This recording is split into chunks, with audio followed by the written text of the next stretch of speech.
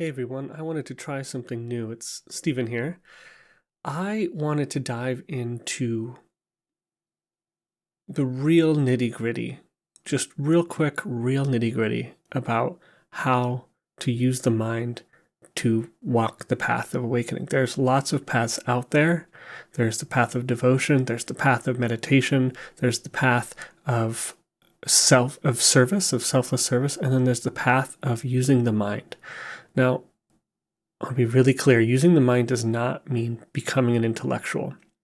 In fact, I've heard it said, and I agree, that it's actually really difficult for intellectuals to use the path of the mind.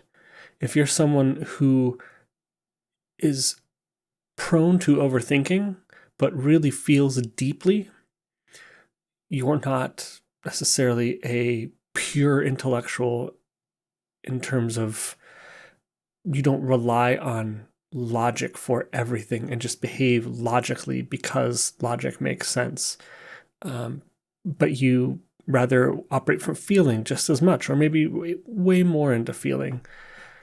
Working through the mind on the path of awakening could be really good for you because it's a muscle that you're not habitually used to using.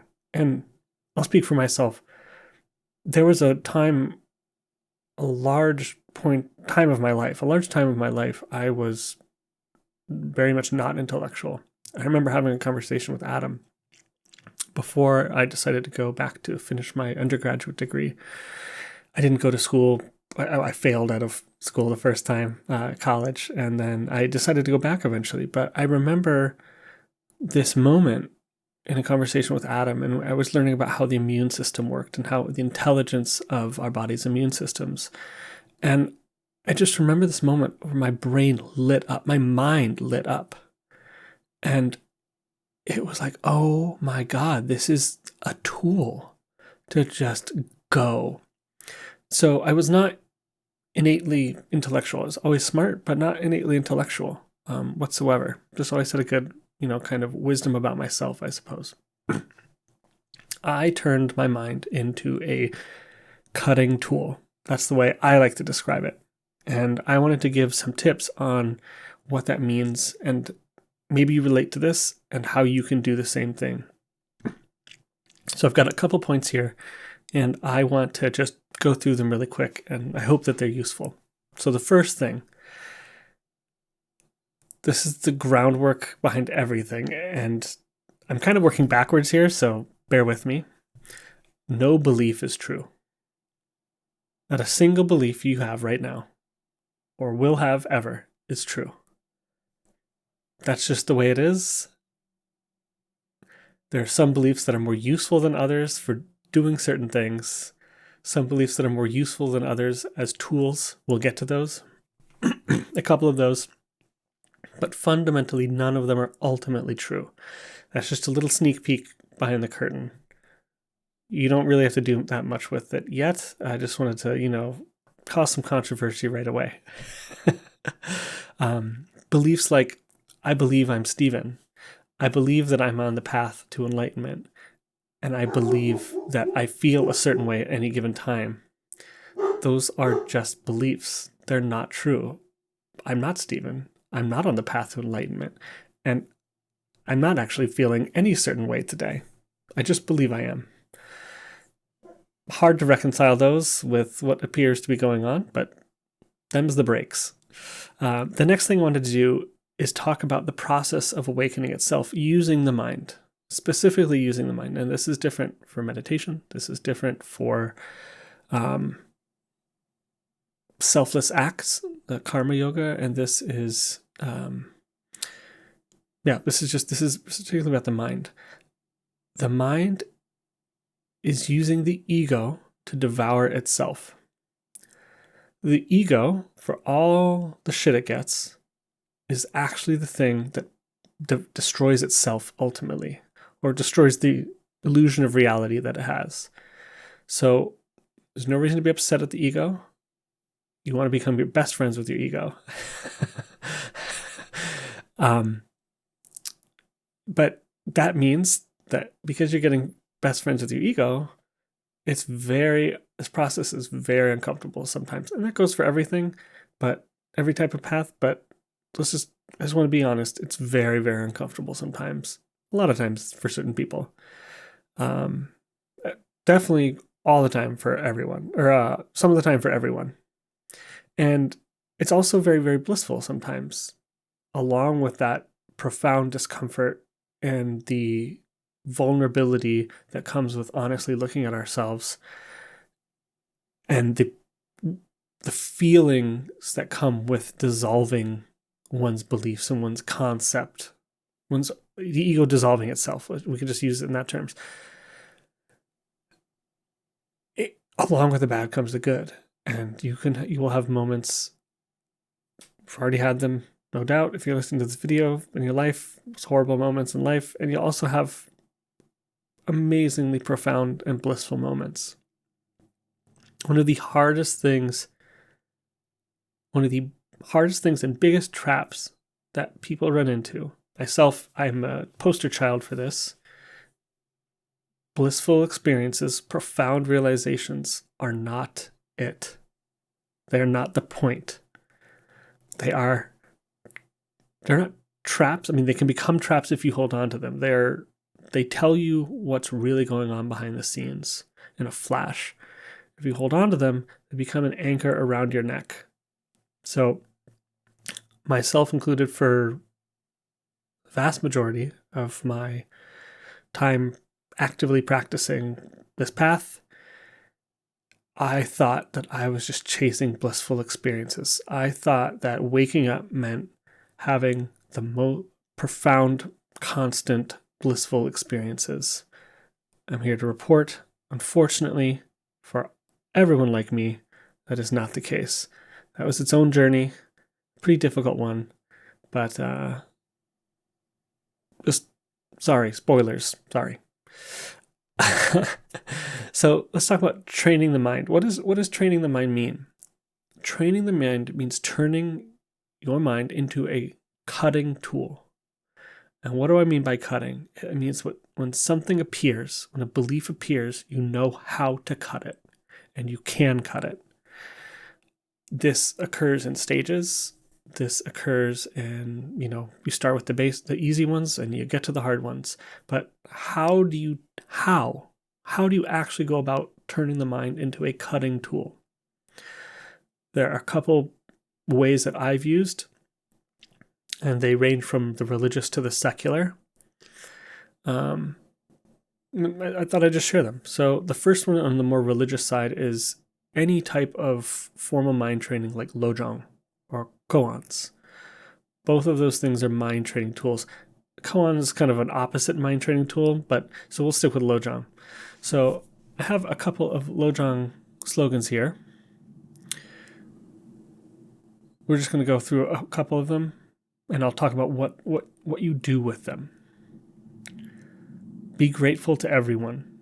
Treat everything you perceive as a dream. When everything goes wrong, treat it as the path. Don't expect applause. Meditate on the great kindness of everyone. So what do you do with those?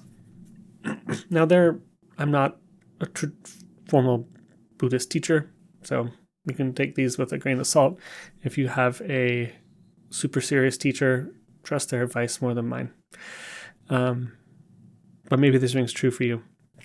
So you take a phrase like meditate on the great kindness of everyone, and it's all you do. You, whenever you can remember to, you meditate on the great kindness of everyone. And that does not mean that you lie to yourself about and cover up how you really feel if you don't feel like someone is being kind. Not in that moment. It's when you just can't understand how someone that you don't like or someone that you judge could be kind. You need to find out how. These are Lojong slogans are all about training your mind to see and to cut correctly. So you just sit with that. What does it mean? The great kindness of everyone. You get to explore that. I don't want to put ideas in your head, but you get to explore that. There are books written on these slogans. You can find out from more qualified people than me, but that's one way. The other way I want to talk about is a more secular way that doesn't require any sort of religious trappings whatsoever. And it's a tool that I have personally used and I really love. Whenever I'm doing investigations into things, if there are things that you believe are really true, whether they be ethics, whether they be more ethics, politics, anything that keeps you glued to the world, glued to the identity as a person in the world. I have found for myself one of the single-handed best ways to start dissolving those is, no matter how strongly you feel, no matter how right you think you are, find, to the best of your ability, this is quite easy with things like ChatGPT now, just a little hint, find the best arguments against what you believe to be true. So if you believe that a certain type of action is the most ethical and correct, find out. You don't necessarily need to believe them. It's not about changing your beliefs. It's about challenging them. Find out why other people might believe something different. There's a great phrase, reasonable people are allowed to disagree about some topic. So you have some topic, reasonable people, smart people are allowed to disagree about it. So start doing that. It can be uncomfortable, but it's also really fun. Just purely like, if you love learning, if you love thinking about things from all different angles, which you probably do if you are already listening to this, if you're on this path, it's probably a quality that you have. But so I recommend, just almost as a practice, whenever you can, whenever it feels right to, look for the best arguments against what you believe very strongly. If you don't really have an opinion on something, there's no need to go get one. So don't work on those. Work on the things you're really holding on to. So the last thing I want to say is that as you train your mind to cut and to focus on whatever tool you're using to sharpen the mind, just cut. Keep cutting.